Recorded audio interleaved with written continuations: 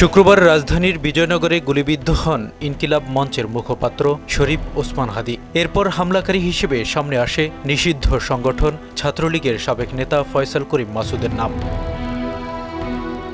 বাংলাদেশের আইনশৃঙ্খলা পরিস্থিতির এমন অবনতির পেছনে প্রচ্ছন্নভাবে ভারতকে দায়ী করা হয়। রোববার এক বিবৃতিতে বাংলাদেশ অভিযোগ করে, ভারতে পলাতক শেখ হাসিনা তার নেতাকর্মীদের দিয়ে সন্ত্রাসী কর্মকাণ্ড করে নির্বাচন বানচালের চেষ্টা করছে।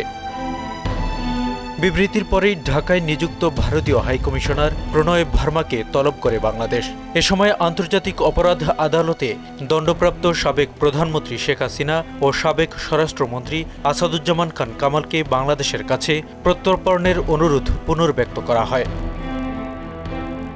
তবে পাল্টা বিবৃতিতে বাংলাদেশের এসব অভিযোগ অস্বীকার করে নিজেদের অবস্থা স্পষ্ট করে নয়াদিল্লি।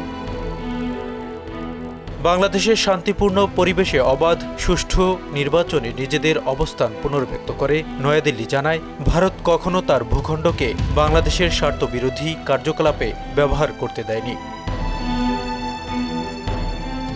মোহাম্মদ জুয়েল, মহানা সংবাদ।